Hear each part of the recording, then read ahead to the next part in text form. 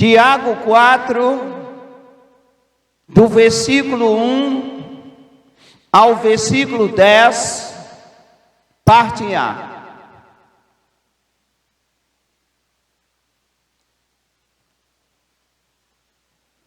De onde vêm as guerras e contendas entre vós? Não vem disto dos prazeres que os nossos membros guerreiam? Cobiçais, mas nada tendes, matais e invejais, mas não podeis obter o que desejais. Combateis e guerreais, nada tendes, porque não pedis. Pedis e não recebeis, porque pedis mal, para o gastar em vossos prazeres. Adúlteros e adúlteras, não sabeis que a amizade do mundo é inimizade com Deus? Portanto, qualquer que quiser ser amigo do mundo, constitui-se inimigo de Deus. Ou pensais que em vão diz a Escritura: o Espírito que Ele fez habitar em nós tem intenso ciúme? Antes, Ele nos dá uma graça maior. Portanto, diz a Escritura: Deus resiste aos soberbos, mas dá graça aos humildes. Sujeitai-vos, pois, a Deus, e resisti ao diabo, e ele fugirá de vós. Chegai-vos a Deus, e ele se chegará a vós. Levantai as mãos, pecadores, e vós, de mente duvidosa, purificai o coração. Senti as vossas misérias, lamentai e chorai. Converta-se o vosso riso em pranto, e a vossa alegria em tristeza. Humilhai-vos perante o Senhor, e Ele vos exaltará. Só até aqui. Nós estamos diante de um texto que exige uma explicação exaustiva, uma explanação detalhada. E nessa noite nós queremos apresentar nesse texto a doutrina para a vida cristã. O tema que nós demos ao que vamos falar é exatamente esse: doutrina para a vida cristã. Sabemos que doutrinas são ensinos. Poderíamos até realmente dizer ensinos para a vida cristã. Para a nossa melhor compreensão, nós dividimos esse texto em 4 partes. E nós vamos ver aqui, agora, a partir desse momento, 4 coisas que o texto nos revela. O primeiro são os nossos desejos em guerra, ou a guerra pelos nossos desejos. Depois disso, o texto nos revela os nossos pedidos maus. Depois, está muito claro aqui no texto também, a avaliação de quem somos amigos. Se somos amigos do mundo ou se somos amigos de Deus. É verdade que a palavra, no mesmo texto, confirma que nós somos de Deus. Mas também podemos ver no texto a oposição de Deus, que é manifestada através das Escrituras. E esse texto vai encerrar o conjunto doutrinário falando-nos dos benefícios da humilhação.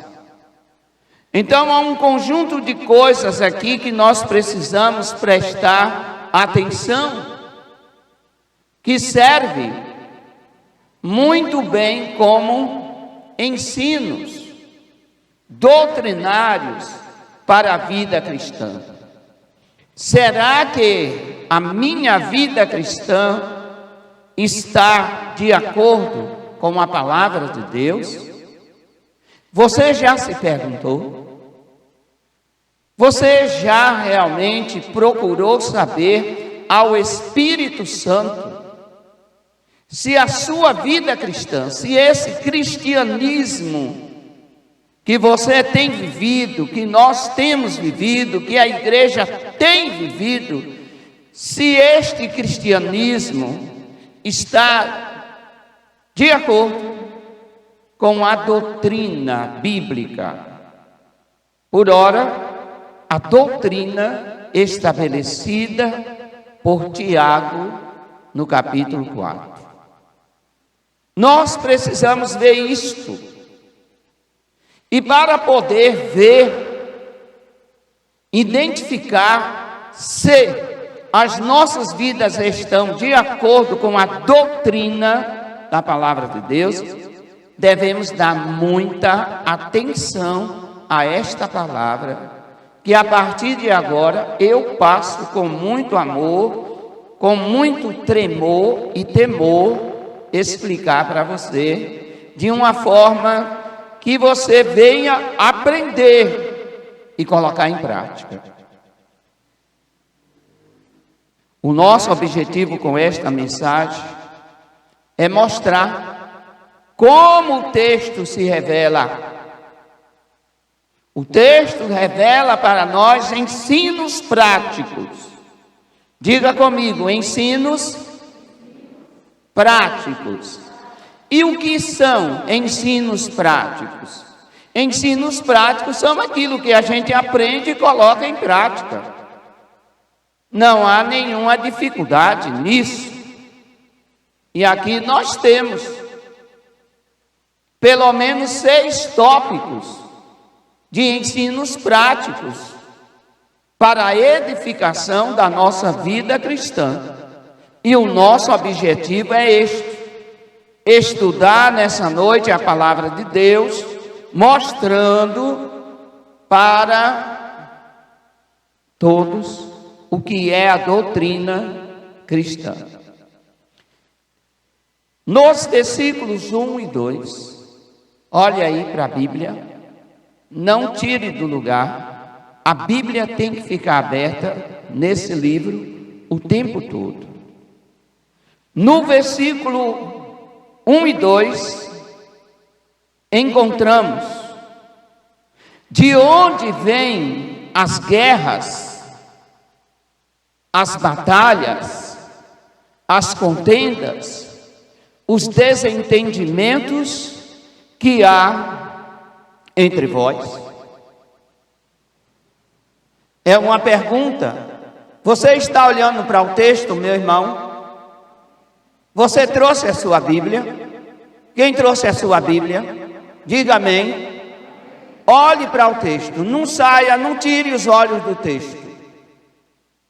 Eu não vim aqui fazer uma apresentação notável. Eu vim pregar a palavra para o seu coração, para transformar a sua vida. Esta é a finalidade da Bíblia: transformar as nossas vidas. Se as nossas vidas não forem transformadas pela palavra de Deus, nós não saímos da religiosidade. E o versículo 1, ele vem fazendo-nos a seguinte pergunta: de onde vêm as guerras? De onde vêm as batalhas, os desentendimentos, as contendas que há entre vós? De onde vem? Na segunda parte do versículo, vem a resposta.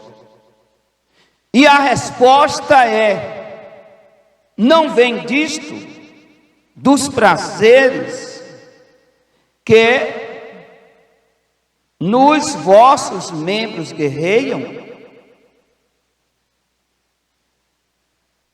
Em outras palavras, de onde vem? Vem das paixões, vem dos desejos que estão dentro de nós. Olhe para mim. Nós temos dentro de nós desejos bons e desejos maus. Cuidado com os desejos maus. Cuidado com o que você deseja. Porque nem todos os desejos agradam a Deus.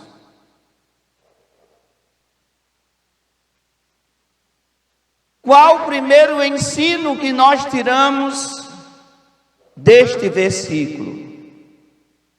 É que os nossos desejos podem arruinar com as nossas vidas. A paixão, o desejo que o homem tem dentro de si, aquilo que ele tem no seu interior, aquilo que está dentro dele, pode ser bom ou ruim. E isso é uma grande advertência. A guerra dos nossos desejos, conforme está escrito, é uma luta interna entre a carne e o espírito.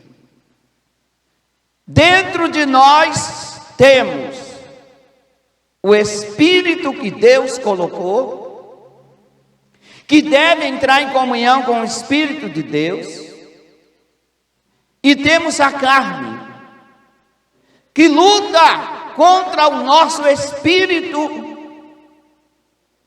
para que não venhamos fazer a vontade de Deus, e sim a vontade da carne.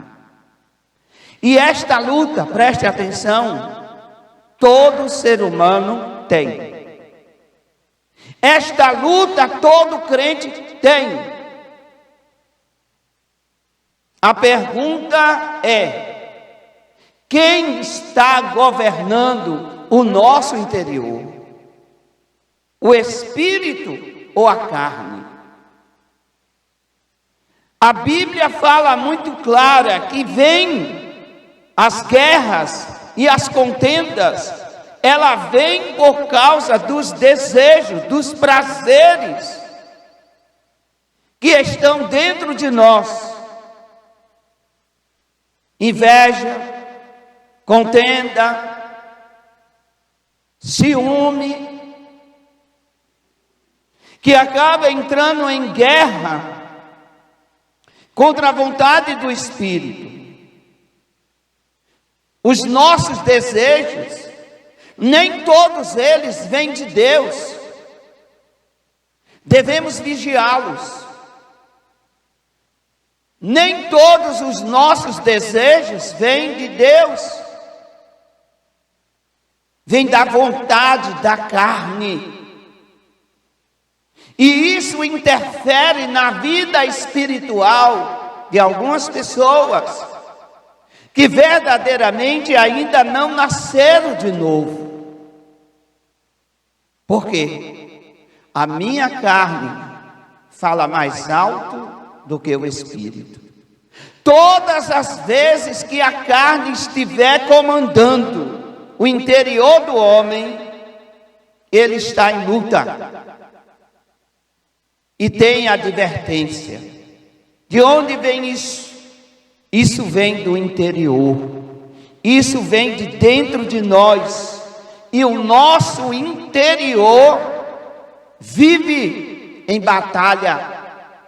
O nosso interior vive em contenda. Por isso algumas pessoas querem orar e não conseguem. Outras querem jejuar e não podem por causa da saúde. Apenas, elas não podem por causa da guerra interior. Outros desejam ter um compromisso espiritual com a palavra e não conseguem por causa da luta que há dentro de si.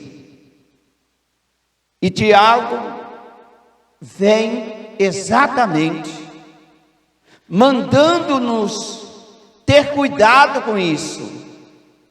Porque isso é destrutivo para a vida espiritual. E isso implica, até mesmo com a nossa comunhão com Deus, já realmente não há nem necessidade de falar, o quanto prejudica a comunhão externa com outros seres humanos, mas a verdade é que você está em guerra, eu estou em guerra, nós estamos em guerra conosco mesmo.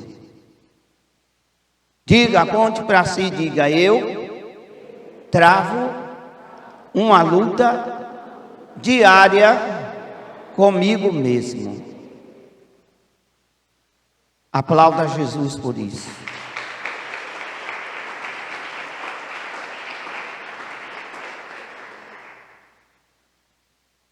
Os maus desejos, eles promovem guerras e contendas. Por isso há brigas e intrigas. Por isso há contendas e ódio. Por isso realmente as pessoas se afastam. Elas não se afastam por algo que ouviu. Eu ouvi falar mal do Senhor e fiquei com raiva, não quero mais conta com aquela pessoa. Não, não é pelo que você ouviu, é pelo que você deixou dominar. Amém? É por algo que você permitiu que te dominasse. É por algo que você permitiu que a sua carne se manifestasse. Não devemos dar lugar à carne. A nossa carne, a nossa natureza carnal, ela tem que estar morta, crucificada. E o nosso interior, quem deve governar, deve ser o Espírito de Deus com a palavra de Deus. No versículo 2, diz a palavra do Senhor: cobiçais, mas nada tendes, matais e invejais, mas não podeis obter o que desejais. Combateis e guerreais, nada tendes, porque não pedis. Aí a pessoa desperta bem assim: olha, eu preciso pedir a Deus para poder ter, mas não com essas coisas iniciais. O que é que a Bíblia está mostrando?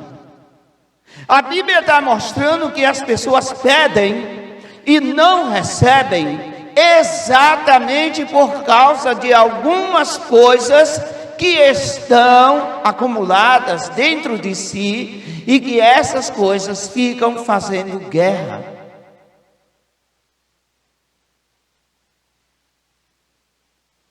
Cobiçais. Cobiçais. Cobiça é da carne ou cobiça é do espírito? Quem sabe de onde é a cobiça, fala alto aí para mim. A cobiça é da onde? Da carne. Então entenda o texto. Entenda o que a palavra está dizendo. Ela está falando já de um ato carnal. Cobiçais, mas nada tendes. Por quê? Matais, e por incrível que pareça, há muito homicídio. Há homicídio físico por causa da cobiça, e há homicídio também espiritual. Muitas pessoas carnais, elas conseguem matar o ânimo, a fé, a alegria, o prazer, o contentamento de outra pessoa. Ela consegue. Por isso está dizendo aqui, ó, matais e invejais. E existem algumas coisas que não podeis obter o que desejais. Porque algumas coisas não podem ser obtidas, digam comigo, por causa dos desejos maus. Quem tem maus desejos não consegue obter. Para lembrá-los, o que é a cobiça? A cobiça é a vontade intensa de conseguir algo. O cobiçoso, ele quer porque quer conseguir aquilo. E ele faz de tudo para conseguir aquilo.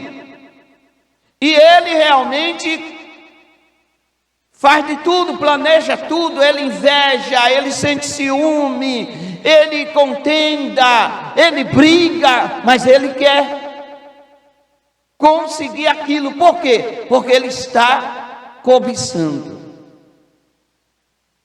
E desde então, o nosso Deus diz: não cobiçarás.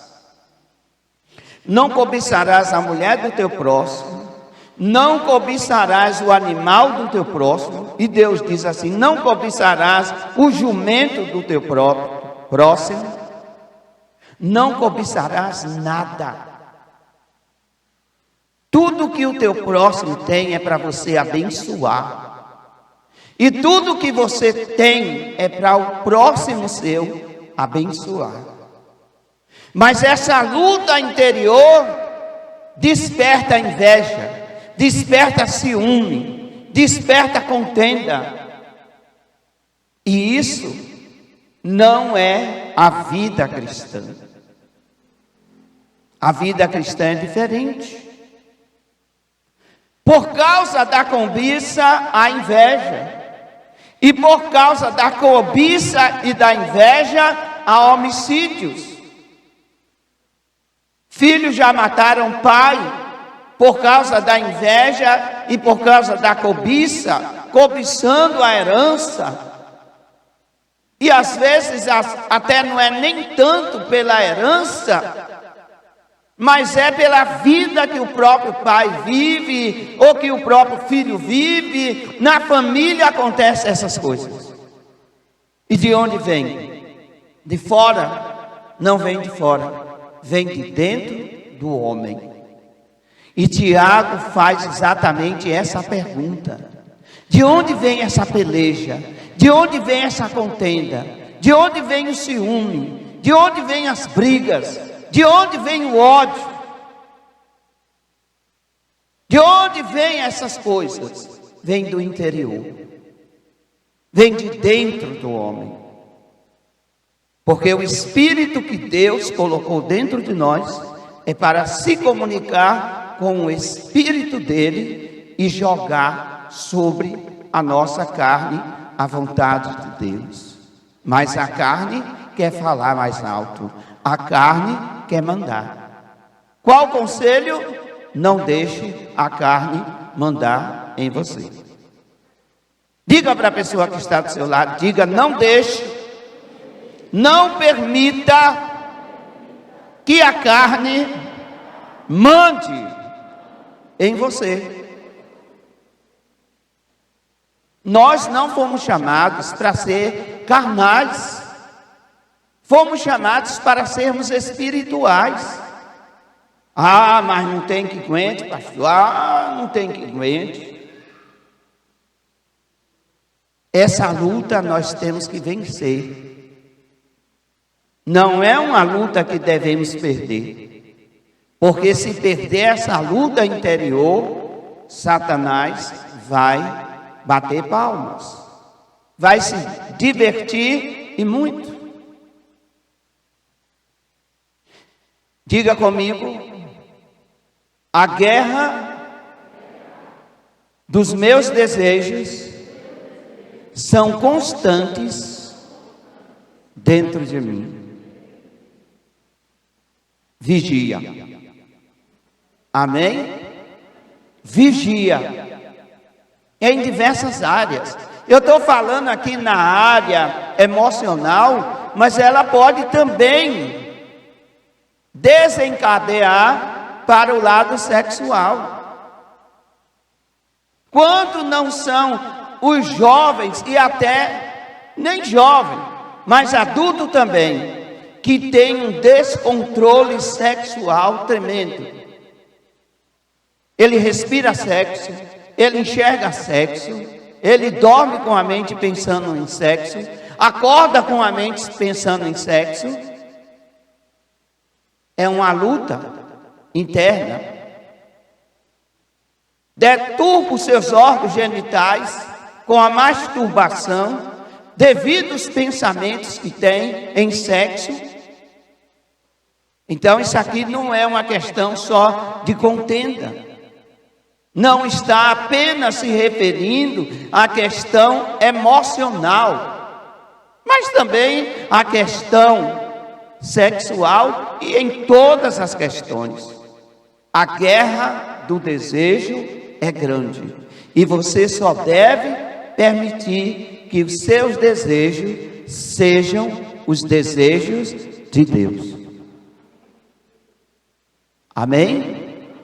Quem está entendendo? E qual o segundo? Nós vamos para o versículo 3.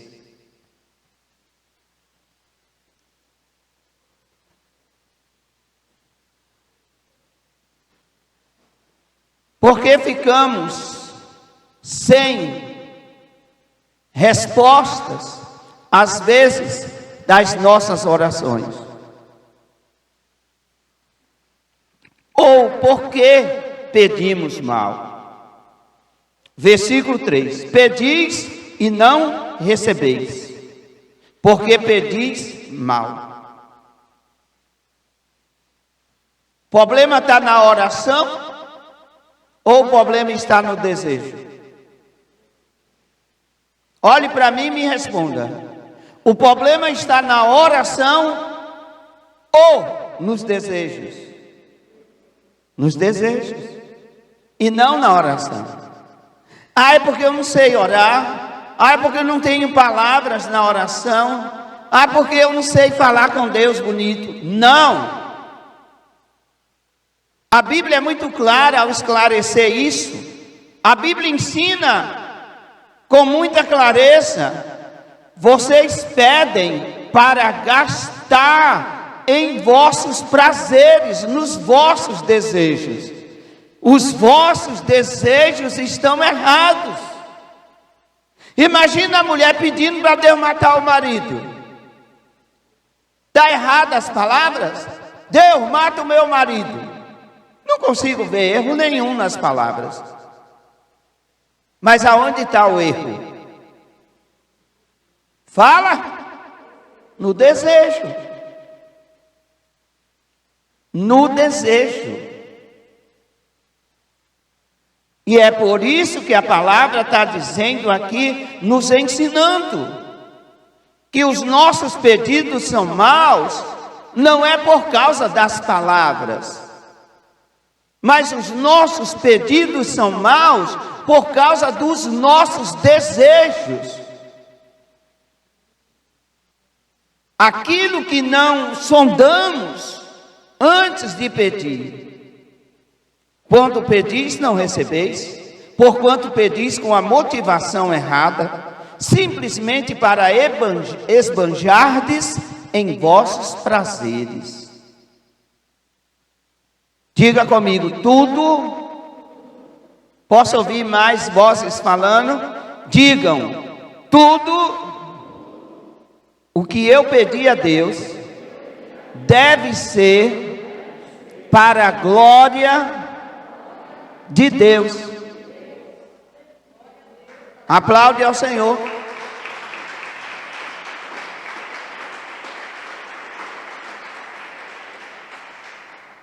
Eu quero um carro, é para a glória de Deus. Eu quero me casar, é para a glória de Deus. Ou é para botar filhos no mundo e depois esses filhos estarem todos perdidos? Nós temos que ser racionais, inteligentes, cumpridores da palavra. Até em um filho para pedir. Eu quero, olha Ana, a inteligência espiritual de Ana. Ana pediu um filho para que esse filho fosse para a glória de Deus, como foi.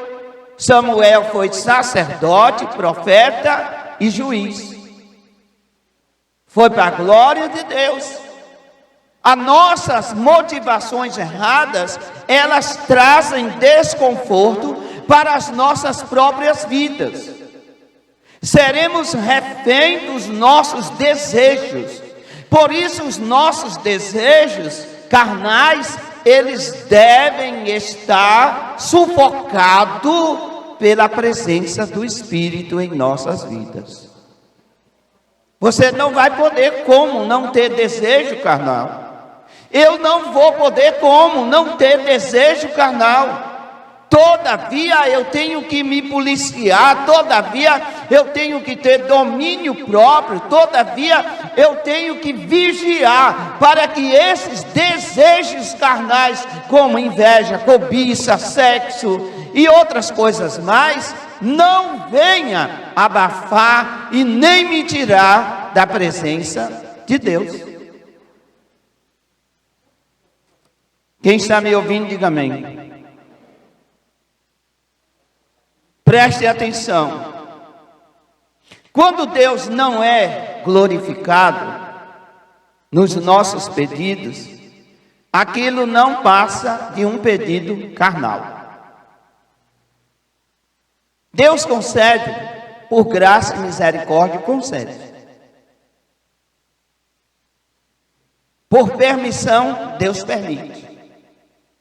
Pode uma pessoa realmente casar com uma pessoa errada? Pode.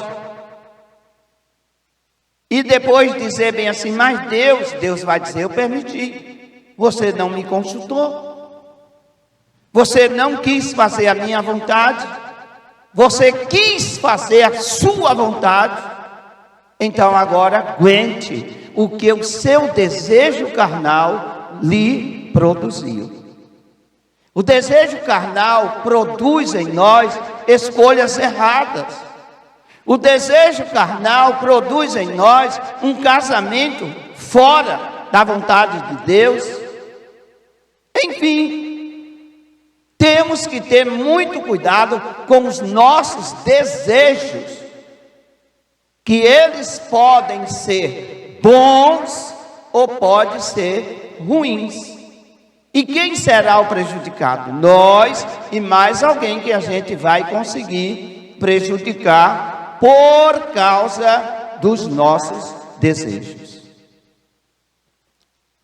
Por isso está escrito: vocês pedem e não recebem, porque quando vocês pedem com a motivação errada, simplesmente para esbanjar nos vossos prazeres. Amém? Outra coisa, devemos depender de Deus, e não depender simplesmente, amado, dos nossos desejos. Os nossos pedidos, eles devem ser feitos a Deus e depender da resposta de Deus. Nós temos assim, sabe, a precipitação de pedir uma coisa a Deus e amanhã está agindo conforme a nossa própria vontade, conforme o nosso próprio desejo. Se é para você agir conforme o seu próprio desejo, para que está pedindo a Deus? Entendeu? Se você toma a frente para fazer, não escuta a voz de Deus, se você segue o seu desejo, então não precisa nem pedir opinião de Deus. Mas se eu quero a opinião de Deus, se eu quero que Deus coordene aquilo, se eu quero que Deus me dê a motivação correta para aquilo, então eu vou orar e vou esperar na resposta de Deus. Essa resposta pode ser imediata, pode, mas também pode ser não imediata. E Tiago está ensinando tudo isso, que as precipitações, elas vêm por causa dos maus desejos. Os problemas vêm por causa dos maus desejos. As brigas vêm por causa dos maus desejos. Os conflitos familiar e externo vêm por causa dos maus desejos. Até uma briga no trânsito, ela vem por causa do interior do homem e não por causa do que está fora do homem. Quer saber de uma coisa? O que nos prejudica é o que está dentro de nós. Alguém ouviu? É o que está dentro de nós. Aquilo que nós vamos externar de bom é maravilhoso, mas aquilo que vamos externar de ruim é prejudicial a nós e aos outros. Então, observe que as nossas motivações, elas são pesadas pelo Senhor. Graças a Deus que Deus pesa. Diga assim: eu dou graças a Deus que Deus pesa as minhas motivações. Tem coisas que nós nunca vamos receber, porque Deus nunca vai consentir, porque se consentir, é prejudicial demais para nós. Já leram no livro de Provérbios que o homem faz um plano, mas a resposta certa vem de quem? Pois é, ainda bem que Deus pesa as nossas motivações. Mas quando fazemos bobagem, irmão, está feito. Fez, está feito. O que devemos então? É ser vigilante, para que não venhamos fazer bobagem. Porque é aqui, ó, no interior do homem, que o pecado é planejado. Todo pecado, seja ele o que for, ele é planejado dentro do homem. Ele é planejado na carne, na natureza carnal. E uma vez o pecado praticado, gera o quê? Gera o quê? A morte. O pecado consumado gera a morte. Qual é a primeira morte que vem? A morte espiritual. E o que quer dizer isso? Separação de Deus. Por isso o crente fica frio, por isso o crente fica sem a presença de Deus, por isso ele não vê outra alternativa a não ser desvia. Aqueles que conseguem reparar o dano imediato, ele se volta para Deus e diz: Senhor, tem misericórdia de mim, eu pequei, eu fiz besteira, eu fiz bobagem, a minha carne me levou para o lugar que não deveria levar, tenha misericórdia, organize a minha vida. E Deus, por ser misericordioso, ele vem e organiza as nossas vidas. Amém? Mas segue a doutrina aqui de Tiago, versículo 4. Olha o que Tiago vai alertar. Tiago vai dizer bem assim, com toda a ousadia do Espírito: adúlteros e adúlteras. Só que existe alguma coisa aqui que a gente precisa entender. Quando a gente lê aqui essa palavra adúltero e adúlteras, nós entendemos como o quê? Como aquele que traiu o marido ou a esposa. Então achamos que não está dizendo nada para nós, porque o texto está falando adúlteros e adúlteras, mas não é isso. O sentido desse texto, a palavra realmente aí no grego, para dar a conotação devida, é infiel. Quando Tiago diz adúlteros e adúlteras, ele está dizendo infiéis. Infiéis. Vocês não sabem que a amizade do mundo é inimizade com Deus? Aí ele vem fazendo uma pergunta: se você participa das obras da carne, você é um carnal, você é um mundano. Porque as obras da carne, elas estão estabelecidas de uma forma sistemática no mundo. Olhamos para o mundo e o que é que vemos no mundo? Só as obras da carne. Você vê no mundo adultério, obra da carne. Você vê no mundo prostituição, obra da carne. Você vê no mundo contendas, brigas, competições, pelejas, ciúmes, inveja. Você vê tudo isso no mundo, faz parte do sistema do mundo e é carnal. E aí Tiago vem doutrinando, ensinando e dizendo: infiéis, infiéis, vocês não sabem que a amizade do mundo causa inimizade com Deus?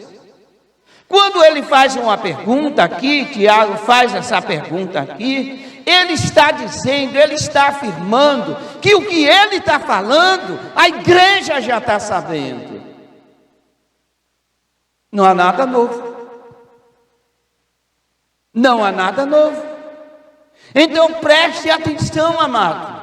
Tanto eu como você sabemos que a amizade com o mundo, ela causa inimizade com Deus. Para que se associar ao mundo? Para que deixar a carne falar mais alto do que o Espírito? Quer ser inimigo de Deus? É exatamente isso que Tiago está a perguntar. Você quer ser inimigo de Deus? E o que ele quer dizer com isso? Para não ser inimigo de Deus, não ame o mundo. Amém? Não ame ao mundo. Não ame a corrupção. Não ame as práticas sexuais erradas, deturpadas. Isso não é para realmente existir no cristão de modo algum. Não falo só de sexo, eu falo de tudo aquilo que é nojento, tudo aquilo que é pecaminoso, tudo aquilo que é imoral. Tudo isso pertence ao mundo. E quem pratica essas coisas se torna inimiga de Deus. Esse é o verdadeiro ensino da palavra. Esta é a verdadeira doutrina. E Tiago está aqui doutrinando a ser crente. Ele ensina a ser crente. Observe. E aí vem a pergunta: de quem eu sou amigo? De quem eu sou amigo? Porque verdadeiramente de quem eu sou amigo eu vou andar de braços dados. Ninguém anda de braços dados com um inimigo. Com o inimigo nós nos afastamos, mas com um amigo nós andamos de braços dados. E aí vem a pergunta de Tiago: de quem somos amigos? E na outra versão que eu pus aqui, que é a versão de King James, aí vem: infiéis, não estáis cientes, cientes, não tendes conhecimento já que a amizade com o mundo é inimizade contra Deus? E ainda segue o versículo. O versículo 4 não para aí. O versículo 4 vai para a segunda parte dizendo: ora, quem quer ser amigo do mundo torna-se inimigo de Deus. Se eu sou amigo do mundo, sou inimigo de Deus. Se o mundo impera na minha vida espiritual, manda na minha vida espiritual, eu sou inimigo de Deus. Por quê? Porque amar o mundo é um ato de infidelidade a Deus.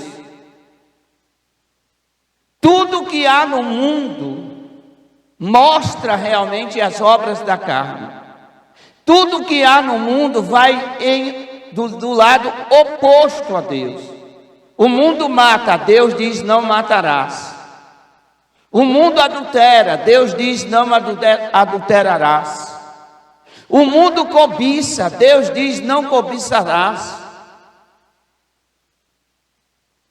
Então veja o que a palavra realmente nos ensina. Me ensina a quê? A ter uma amizade com Deus, uma amizade sincera, e não aquela amizade distanciada. Na hora do problema, eu estou na casa do Senhor. Na hora do problema, eu estou me humilhando. Mas o problema deixou de existir, a minha prática carnal continua na minha vida, aflorando. E eu tenho que sufocar ela. Eu tenho que sufocá-la. A Bíblia não quer que andemos na carne. A Bíblia ensina-nos a vivermos no Espírito. Não é nem andar. A Bíblia diz assim: não andeis na carne, vivais no Espírito. Amém?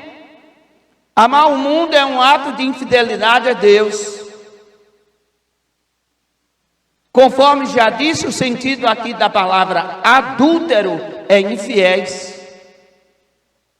E mais uma vez, não devemos ser amigos do mundo. Quem ama o mundo aborrece a Deus. Ah, pastor, mas de vez em quando eu ainda tenho vontade de ouvir umas musicazinhas mundanas, eu ainda tenho vontade. Então, o seu desejo carnal está falando mais alto do que a vontade do Espírito dentro de você. Ah, mas eu não vejo nada demais o crente de vez em quando tomar uma cervejinha com álcool, sem álcool, todo mundo faz. A justificativa do desejo carnal. Dentro de nós há desejos bons e há desejos maus. Quem você vai alimentar? Essa é a verdade. E eles vão estar sempre aí. Sempre aí, sempre aí. Dentro de cada um de nós. Convém realmente ver a quem nós vamos alimentar. Amém? Preste atenção nisso. Você tem 2 gigantes dentro de você. E você precisa alimentar um e matar o outro de fome. Certo? Você tem os desejos bons para serem alimentados e você tem os desejos maus também para serem alimentados. Meu conselho é que você alimente um e mate de fome o outro. Ah, mas eu dou um pouquinho de comida para um, outro dia eu dou um pouquinho de comida para outro e vou ficando em paz com os dois. Não vai dar certo. É aí que Jesus diz exatamente o que todos estão cansados de ouvir. Você não pode servir a dois senhores. Porque um você vai gostar mais e outro você vai gostar menos. Ah, mas Jesus não está falando só do dinheiro aí, não? Não. Não é só do dinheiro que Jesus está falando aqui, não. Se você alimenta mais a sua carne, você terá um nível espiritual baixo. Se você alimenta a sua vida espiritual, o seu nível carnal será baixo. O que você prefere? A sua carne lá em cima ou a sua vida espiritual lá em cima? Essa escolha só você pode fazer. Eu não posso fazer por você. É uma escolha pessoal. Bem pessoal. Ou você é um cristão carnal, que automaticamente torna-se um cristão mundano, ou você é um cristão espiritual, que tem intimidade com Deus, conhece a voz de Deus, ouve a voz de Deus e regula toda interferência. Qualquer interferência você abafa, porque você agora já é uma pessoa controlada pelo Espírito Santo. Amém? Quem está entendendo, diga amém. Versículo 5. A palavra confirma de quem somos. Olha o que Tiago está dizendo, ó. E muito claro na doutrina bíblica, que é a doutrina cristã, é a doutrina para todo cristão. Aí Tiago vai dizer bem assim: ou pensais que em vão diz as Escrituras. Aí Tiago apela, mostrando exatamente o que a palavra diz. Todavia, a palavra já está dizendo. A palavra é aqui, ó. Ou pensais que em vão diz as Escrituras. Está brincando com a Escritura? Está brincando com a palavra de Deus? A palavra já confirma. Na versão King James diz assim: ou imaginais que sem razão, que a Escritura afirma, que o Espírito que Ele fez habitar em nós, zela com ciúme dos seus. Amém? Ei, olha para mim. Deus fez habitar o seu Espírito em nós. Você e eu, crente, só temos o Espírito porque Deus colocou. Amém? Você só tem o Espírito porque Deus fez habitar. E Tiago está mostrando isso. Quem ignorar as Escrituras, quem ignorar o que está escrito, é o que Tiago está afirmando. Quem ignorar,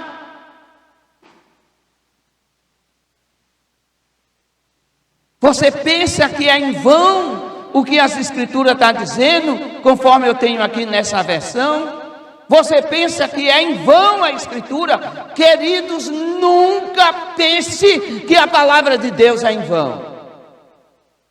A respeito da palavra de Deus, ela diz a si mesma: ela não volta para o céu sem cumprir o seu papel pela qual ela veio realizar. Agora, nós é que temos essa coisinha de achar que não acontece nada, de achar que Deus não pune, de achar que Deus não repreende, de achar que Deus não castiga. A Bíblia diz no Novo Testamento que Deus corrige a quem ama. Deus corrige a quem ama. E Ele tem diversas formas para fazer isso. O que a palavra confirma? Diga comigo, diga, preciso ter cuidado, porque a palavra confirma que o Espírito de Deus, Ele colocou na minha vida e não gosta das minhas atitudes carnais.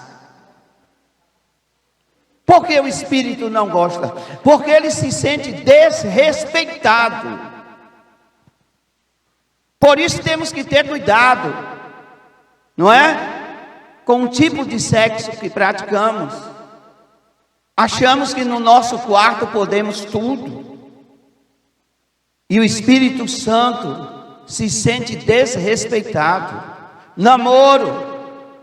Todo tipo de namoro o crente quer praticar e vai desrespeitando o Espírito, provocando ciúme ao Espírito. Um dia o Espírito deixa a vida de quem tais assim procede e não volta nunca mais. Eu já vi pessoas crentes perder o Espírito Santo, que hoje elas são crentes completamente normal. Elas acham que têm o Espírito Santo, mas não tem o Espírito Santo. Ela tem aqueles momentos, aqueles relances emotivos, mas não tem o Espírito Santo, porque entristeceu e não se reconciliou, entristeceu e não se humilhou, entristeceu o Espírito Santo e achou que estava entristecendo alguém da sua própria laia. Cuidado. Deus colocou o seu Espírito dentro de nós e o seu Espírito tem ciúme de nós. Tem zelo. Cuidado com as suas brigas, com as suas discussões dentro de casa, com o seu palavreado, com as palavras que você lança fora, porque alguém está vendo. E esse alguém que está vendo não está longe. Esse alguém que está vendo está perto, está dentro de você. E Tiago faz-nos exatamente essa declaração.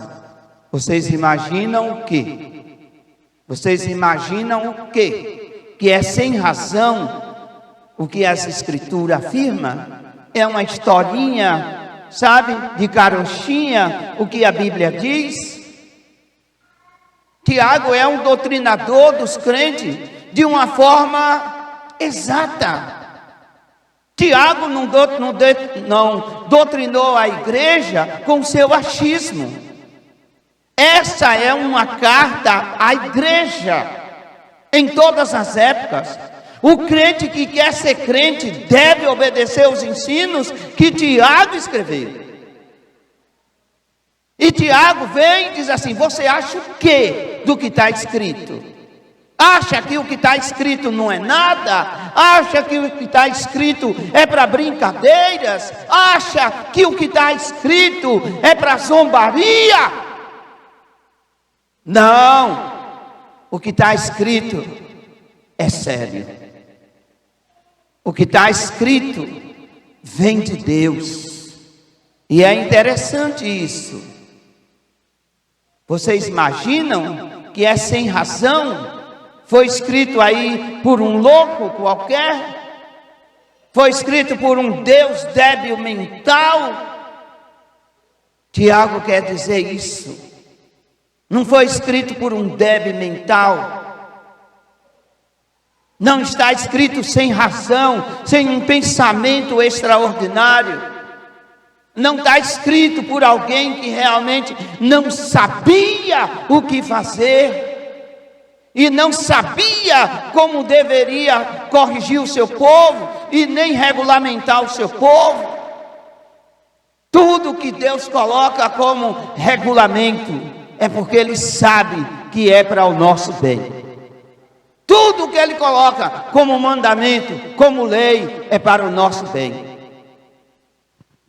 Você entendeu?